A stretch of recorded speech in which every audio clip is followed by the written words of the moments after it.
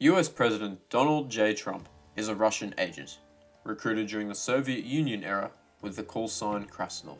This is according to the former high-ranking official of the Kazakh National Security Committee, General Musayev. Musayev recently made this sensational statement, and to quote what he said, "In 1987, the Kazakh general claims, I served in the 6th Department of the KGB of the USSR in Moscow. The most important direction of the 6th Department's work was the recruitment of businessmen from capitalist countries. It was that year that our department recruited a 40-year-old businessman from the United States, Donald Trump, under the pseudonym Krasnov." End quote. Musayev, however, did not provide any evidence.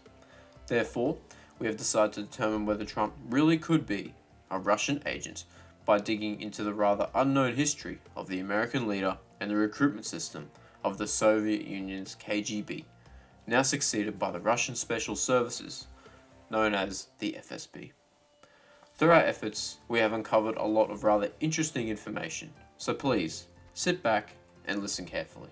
This is A History for Adults. If you haven't already, show your support by subscribing to us and leaving a like and comment. And now to Agent Krasnov, better known as President Donald J. Trump.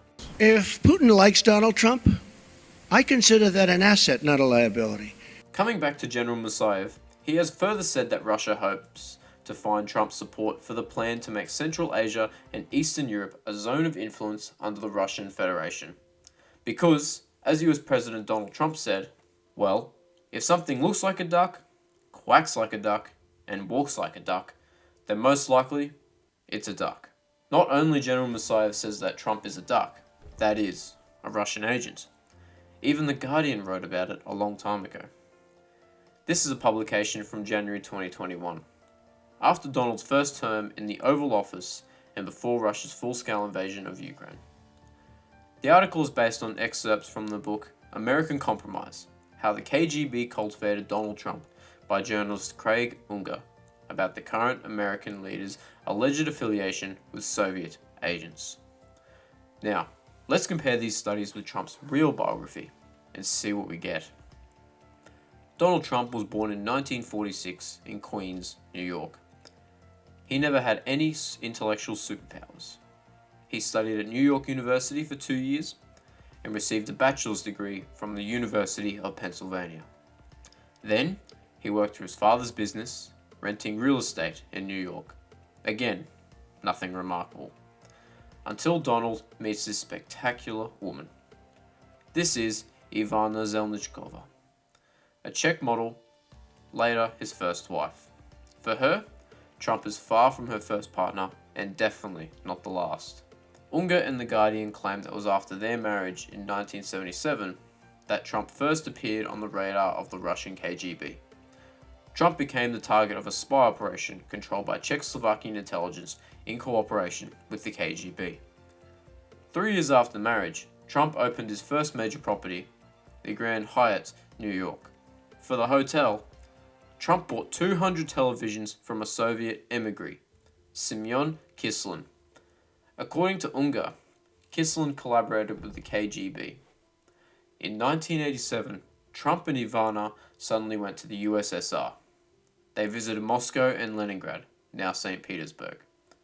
During the trip, The Guardian claims Donald was quote-unquote fed with talk that he should go into politics. Trump was an ideal target in many ways. His vanity and his narcissism made him a natural target for recruitment, Unger concludes. 1987. The USSR is supposedly undergoing perestroika, but Soviet troops are still in Afghanistan while the Cold War and arms race are still ongoing.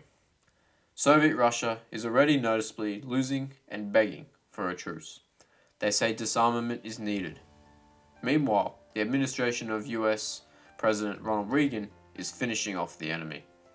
Currently, little-known businessman Donald Trump is meeting in Moscow with the leader of the USSR, Mikhail Gorbachev.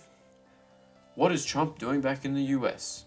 He's investing a lot of money in advertising articles about the US not spending money on defending other countries.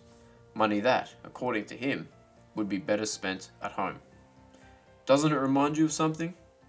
And did you know that he first ran for president for the first time in 1987? Here is an important document, an article from the New York Times, dated September 1987. Let's quote the newspaper, as it is very interesting. Mr. Trump, a Republican, bought full-page advertisements in 3 major newspapers around the country this morning to air his foreign policy views. And an advisor disclosed that Mr. Trump is planning a trip in October to New Hampshire, site of the first presidential primary. Mr. Trump, 41, has little experience in foreign policy, but he did travel to Moscow in July, where he met with Soviet leader Mikhail Gorbachev. The meeting was said to have been about Mr. Trump's possible development of luxury hotels in the Soviet Union, but Mr. Trump's calls for nuclear disarmament were also well known to the Russians. So, 38 years ago, Trump, after a trip to the USSR and a personal meeting with Gorbachev, suddenly wanted to become president of the United States and suggested that America give up weapons and support for Europe. Am I the only one who finds this strange? Of course, back then, in 1987, landlord and casino owner Donald Trump was simply ridiculed for his intention to run for president. Moreover, within a few years, he almost went bankrupt. But he didn't drown. His daughter from his first marriage, Ivanka Trump, was later seen in a relationship with oligarch Roman Abramovich, who is close to the Kremlin and known for formerly owning the football club Chelsea. Moreover, Ivanka and her husband Jared Kushner have a joint business with Abramovich's wife. An interesting nuance. In 2022, Trump's ex-wife Ivanka died suddenly.